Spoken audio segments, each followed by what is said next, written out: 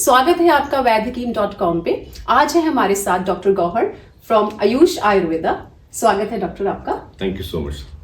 Sir अपने बारे में कुछ बताइए। मेरा नाम डॉक्टर गौहर वात्स्यायन है और मैंने आयुर्वेद में एमडी करी है उडुपी से और ग्रेजुएशन जालंधर से करी थी। मैं एक वैद्य परिवार से ताल्लुक रखता हूं और हजारों सालों से इस परिवार में हमारे वैद्य की जो परंपरा है वह चलती आ रही है। मेरे दादाजी, मेरे परदादा जी, उनसे पहले भी जितने भी हमारे पूर्वज हुए हैं वे सभी ही वैद्य थे और इस आयुर्वेद का जो ये विज्ञान है इसको उन्होंने एनरिच किया है और उसी परंपरा का मैं भी एक स्टूडेंट हूँ, एक हिस्सा हूँ और उसी परंपरा को आगे बढ़ा भी रहा हूँ। और पिछले 15 सालों से मैं आयुष आयुर्वेदा एवं पंचकर्मा सेंटर यहाँ पर लुधियाना में 2 सेंटर्स हैं इसके जो मैं चला रहा हूँ। जैसे कि आपने बताया कि आपके बड़े बुजुर्ग इसी लाइन में थे, आयुर्वेदा में थे, तो आपको कौन सी चीज अट्रैक्ट की आयुर्वेदा में आने के लिए उनकी? पहले तो ये था कि बिकॉज हमारी एक पुश्तैनी जो नॉलेज है उसको हमें छोड़ना नहीं चाहिए और आने वाला जो समय है लोगों का जो झुकाव है वो भी आयुर्वेद की तरफ बढ़ता जा रहा है। जैसे कि धीरे धीरे जो जितने भी एंटीबायोटिक्स वगैरह हैं वो इन्फेक्शंस को तो क्योर कर पा रही हैं, लेकिन जो लाइफस्टाइल रिलेटेड डिजीजेस हैं जैसे कि शुगर हो गया, ब्लड प्रेशर हो गया, ओबेसिटी हो गए, गठिया हो गया, इन चीजों में जो मॉडर्न मेडिकल साइंस है वो इतनी कारगर सिद्ध नहीं हो पाती है। और हजारों सालों से आयुर्वेद की जो प्रिंसिपल्स हैं, जो इसके तर्कशास्त्र हैं, जो उनकी औषधियां हैं, वह इसमें बहुत ही सही साबित भी हो रही हैं और धीरे धीरे तभी करके लोगों का जो झुकाव इसकी तरफ बढ़ता जा रहा था। यही सोच के नीट के एग्जामिनेशन देने के बाद मैंने आयुर्वेद चुना, क्योंकि मेरे को नीट के एग्जामिनेशन के बाद मुझे और साइंसेस जैसे डेंटिस्ट्री भी मिल रही थी तो उसको छोड़कर मैंने आयुर्वेद ही अपनाया। तो सर आपकी स्पेशलिटी क्या है आयुर्वेदा में? तो मैंने एमडी की है वो है काय चिकित्सा। काय कहते हैं शरीर को और चिकित्सा ट्रीटमेंट को, तो एमडी मेडिसिन इसको आम भाषा में बोला जाता है।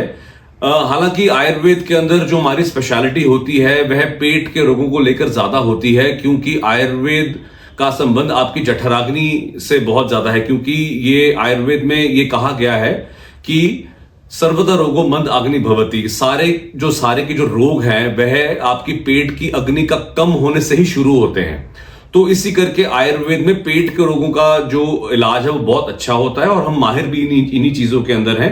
इसके साथ साथ जो अपने स्व उभरण वाली बीमारियां हैं जो अपना उभरते, जिन्हें हम ऑटो इम्यून डिजीज कहते हैं और क्रॉनिक डिजीजेस कहते हैं, जिसमें स्ट्रेस आता है, डिप्रेशन आता है, माइग्रेन आता है, स्किन की प्रॉब्लम्स आती हैं, ये सभी के लिए हम आयुर्वेद में ट्रीटमेंट करते हैं। तो आपके पास किस बीमारी वाले लोग ज्यादा आते हैं? हमारे पास पेट से रिलेटेड रोग बहुत ज्यादा आते हैं, क्योंकि देखा ये गया है कि लोगों का आजकल जो खान पान है वो और रहन सहन है वो बिल्कुल बदलता जा रहा है, जिससे लोगों की जो पेट की जो अग्नि है वह कम होती जा रही है। तो लोगों ने अपने किचन को ही खराब कर लिया है और जब किचन खराब होती है तो हमारे सबसे पहला जो रोग है वो पेट से ही शुरू होते हैं।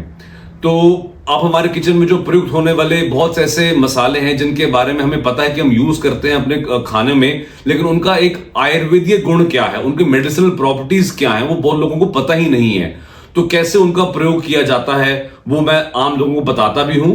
बट ये देखा ये गया है कि आजकल हमारे पास पेट के रोग ज्यादा ही आ रहे हैं। जब आप पेशेंट्स को ट्रीट करते हो, डील करते हो, तो उसमें कुछ पर्सनल चैलेंजेस भी आते हैं?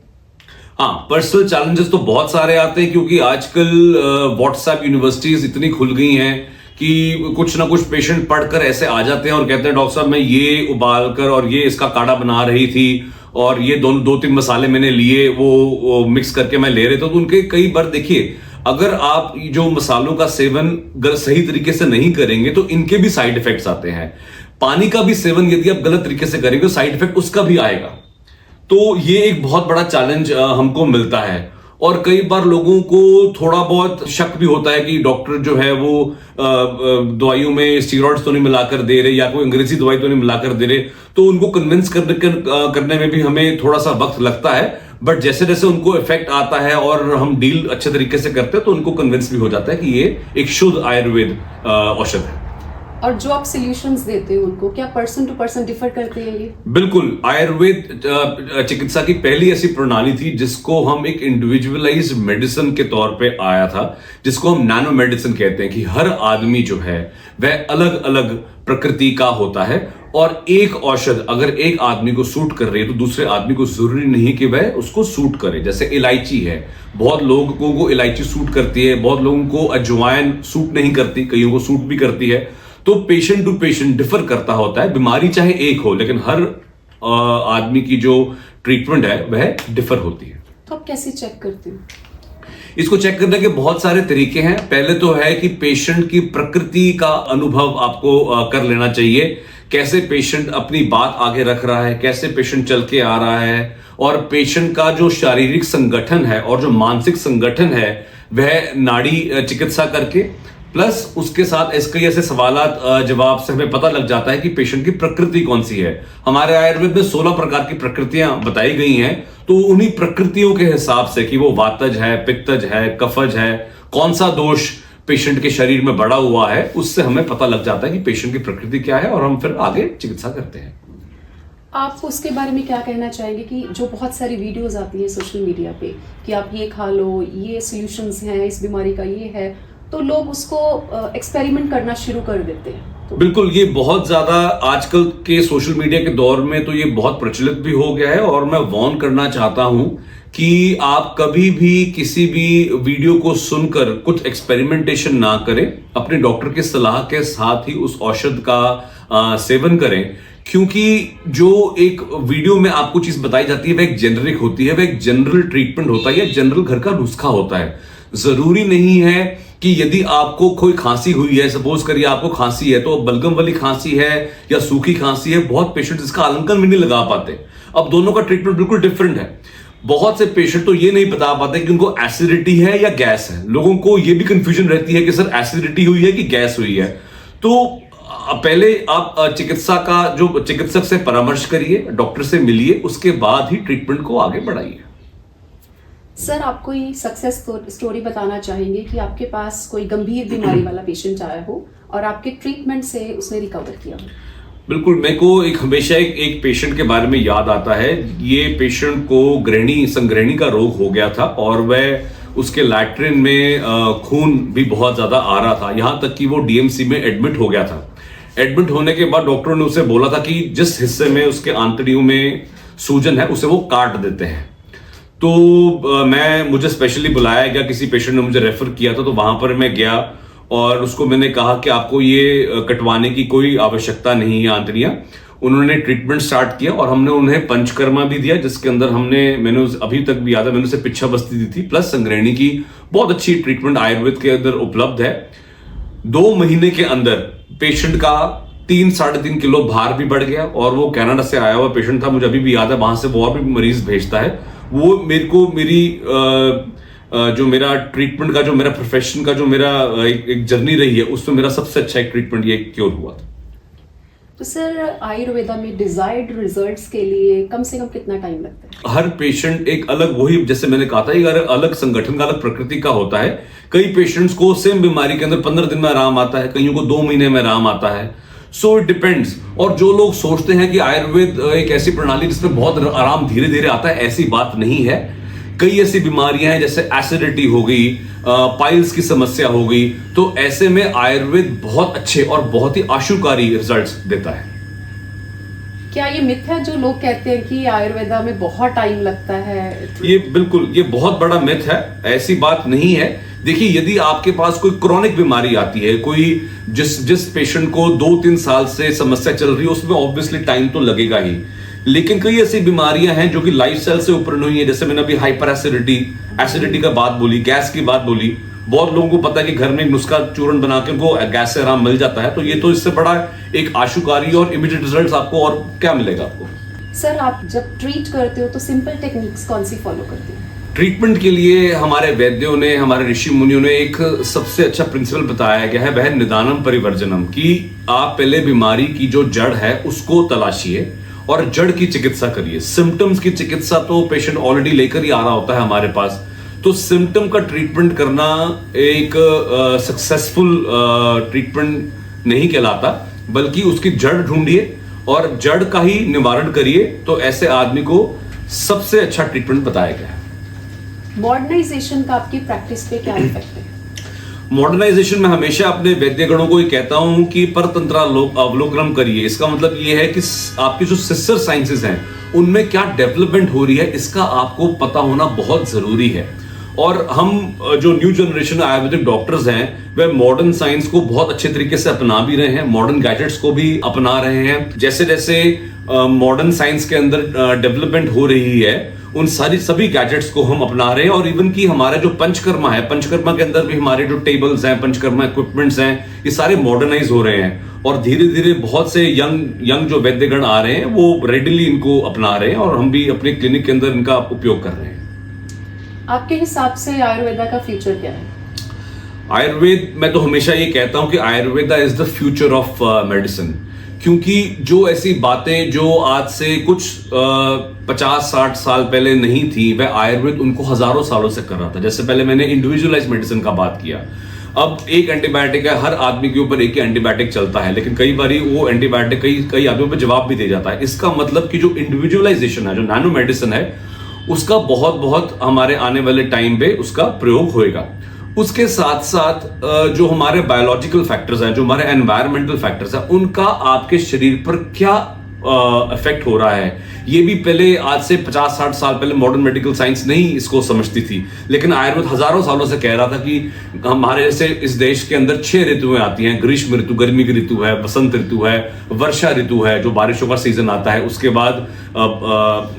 उसके बाद ऑटम सीजन आता है, फिर हेमंत ऋतु आती है, फिर शिशिर ऋतु आती है। सो अलग अलग सीजन में कैसा लाइफस्टाइल आप अपनाएं, कौन सी जड़ी बूटी का उपयोग करें, कौन सा ड्राई फ्रूट आप खाएं या ना खाएं, तो वो सब कुछ आयुर्वेद में बताया गया है। तो ये एक बहुत बड़ा कारण है कि आयुर्वेद को मैं फ्यूचर मेडिसिन बताता हूं कि आने वाले टाइम में आपकी प्रिवेंशन कैसे हो, जिस पर आयुर्वेद बहुत एक बल भी देता है। तो वो भी आयुर्वेद में बातें हुई है। That is why I always tell कि आयुर्वेद एक फ्यूचर की मेडिसिन है। आपने मेरे को पहले बताया था कि आप HOD रहे हैं दीप हॉस्पिटल में, तो उसके बारे में कुछ बताएं। दीप हॉस्पिटल पंजाब का एक पहला प्राइवेट एलोपैथिक हॉस्पिटल था जिसने एक आयुर्वेद की जो OPD थी वो स्टार्ट करी थी। लोग बिकॉज वो भी देख रहे हैं कि लोगों की होलिस्टिक डिमांड बढ़ती जा रही थी, तो एक ये पंजाब का पहला प्राइवेट हॉस्पिटल था जिसमें मैंने अपनी OPD सर्विसेज स्टार्ट करी थी विद पंचकर्मा। तो जैसे जैसे टाइम आगे बढ़ा, आपका एक प्रोफेशनल करियर भी आगे बढ़ता है, तो उसके बाद फिर हमने आयुष आयुर्वेदा पंचकर्मा सेंटर का स्थापना करी और अब हम उसी को आगे बढ़ा रहे हैं। आप कितने साल तक HOD रहे हैं दीप हॉस्पिटल में? दीप हॉस्पिटल में मैंने 10 साल के आसपास मैंने प्रैक्टिस करी थी और बहुत सक्सेसफुल वो दौर रहा मेरा। और आयुष आयुर्वेदा में कब से हैं आप? आयुष आयुर्वेदा देखिए, मेरे 2 सेंटर्स चल रहे हैं, एक आयुष आयुर्वेदा के नाम से है और एक संजीवनी आयुर्वेदशाला के नाम से है, जो कि सिस्टर हमारी क्लिनिक है आयुष आयुर्वेदा की। तो जो संजीवनी है वो तो पिछले 50 साल से एस्टैब्लिश्ड है और जो आयुष आयुर्वेदा है वो पिछले 1 साल से एस्टैब्लिश्ड है। तो आप हमारे व्यूअर्स को कोई हेल्थ टिप देना चाहिए? बिल्कुल। देखिए, आजकल जैसे मौसम बदल रहा है और हम ठंड से सीधा बसंत ऋतु के अंदर आ रहे हैं, तो ऐसे में जो आप ठंडे सीजन के अंदर एक्सेसिव ड्राई फ्रूट्स का सेवन कर रहे थे, मैं कहना चाहूंगा जैसे तिल का सेवन कर रहे थे, रेवड़ी गच्चकों का सेवन कर रहे थे, तो उसका सेवन आप थोड़ा कम कर सकते हैं। इसके साथ साथ आप घर के अंदर जो कई ऐसी घरेलू ड्रिंक्स हैं, जैसे कि आजकल कांजी बहुत चल रही है, तो आप कांजी का सेवन करिए, जिससे कि कफ का जो प्रकोप है शरीर में कम होता है। उसके साथ साथ जौ का जो सत्तू है उसको भी आप बना के उसका सेवन करिए। और ये एक हेल्थ टिप मैं मौसम के हिसाब से देना चाहता था। और बहुत से लोगों को नहीं पता कि होली का जो आगमन है वो भी बसंत ऋतु के आसपास ही होता है। तो पुराने समय में होली का जो त्योहार था वह टेसू के फूलों के रंगों से बनाया जाता था। वो इस करके बनाया जाता था क्योंकि इस मौसम के अंदर हमारे पिंपल्स वगैरह बहुत निकलते हैं और स्किन में लोगों को खारिश वगैरह बहुत होती है। तो ऐसे में आप जो भारी तली चीजें हैं उनका सेवन कम करें, जिससे कि आपको स्किन पे जो पिंपल्स हैं और जो खारिश वगैरह है वो कम से कम हो। तो मैं अपनी ऑडियंस को बताना चाहूंगी कि सर ने आज हमारा वेलकम कांजी ड्रिंक से ही किया है। सर कमाल की चीज है, तो इसके बारे में बताएं, इसको बनाने के लिए कितनी एफर्ट लगती है? तो कांजी एक आयुर्वेदिक ड्रिंक है और स्पेशली ये इसी सीजन के अंदर ज्यादा बनती है, क्योंकि जो काली गाजर है वह जब शिशिर ऋतु से आप बसंत ऋतु की तरफ जा रहे हैं तो उसी सीजन में काली गाजर आती है। और इसको बनाने के लिए, क्योंकि एक फर्मेंटेड ड्रिंक है, ये जितना दिन आप रखेंगे उतनी फर्मेंटेशन इसके अंदर होती है। तो काली गाजर, हींग, काली मिर्च, भुना हुआ जीरा और थोड़ा सा सफेद नमक, राई, तो इन सभी चीजों को मिलाकर ये फर्मेंटेशन होती है। और सबसे बड़ा बेनिफिट कांजी का ये कि ये इमीडिएटली आपकी जो जठराग्नि है, भूख को बढ़ा देती है और बहुत अच्छी प्रोबायोटिक भी है, full of minerals and antioxidants, और खाने को पचाती भी बहुत जल्दी है। जिन लोगों को कब्ज की शिकायत हो, यदि वह 1 ग्लास कांजी रोज सुबह खाली पेट ले लें या फिर इवनिंग में ले लें तो बहुत ही इफेक्टिवली कब्ज को खोलती है। बस इसका एक चीज का ध्यान रखें, क्योंकि ये हाई इन पोटेशियम होता है, आपकी हार्ट हेल्थ के लिए बहुत अच्छा होता है। लेकिन जो किडनी के रोगी हैं उनको ज्यादा कांजी का सेवन नहीं करना चाहिए, और नमक की क्वांटिटी भी काफी होती है, तो बीपी वाले लोगों को भी ध्यान से इसका सेवन करें। अदरवाइज इस मौसम में आप कांजी का लुत्फ आराम से उठा सकते हैं। और एक बार सर इसको बना के कितनी देर तक यूज कर सकते हैं? कांजी कम से कम 1-1.25 महीना तो आराम से चल सकती है। सर अगर लोगों ने आपको अप्रोच करना हो या आप तक पहुंचना हो तो कैसे पहुंच सकते हैं? So I am readily available on the phone also. मेरा फोन नंबर है 8427933112 और हमारी वेबसाइट है www.ayushayurveda.org। तो आप मुझे डायरेक्टली फोन भी कर सकते हैं, व्हाट्सएप भी कर सकते हैं, और हमारी कोशिश होती है कि जितने भी कॉल्स हैं हम सबका जवाब दें। सर वैधकीम.com के लिए आपका एक मैसेज। वैधकीम.com ये बहुत ही अच्छी एक एफर्ट है जो कि आपकी टीम ने शुरुआत करी है, क्योंकि आने वाले टाइम में जैसे आपको पता है कि होलिस्टिक जो एक साइंस है वो बढ़ती जा रही है, लोगों में डिमांड भी इसकी तरफ बढ़ रही है। तो वैधकीम एक अलग अलग परंपराओं के जो वैद्य हैं उनको इकट्ठा करना और एक नॉलेज बेस बनाना, और उसके लिए फिर आप अपनी सोसाइटी में उसके तरफ से सेवा करना, ये एक बहुत ही अच्छा एफर्ट वैधकीम ने इसको स्टार्ट किया है। एंड आई होप कि कंपनी ग्रो करती है, उसके साथ साथ हम भी ग्रो करेंगे। Thank you sir, thank you so much for your time. Thank you.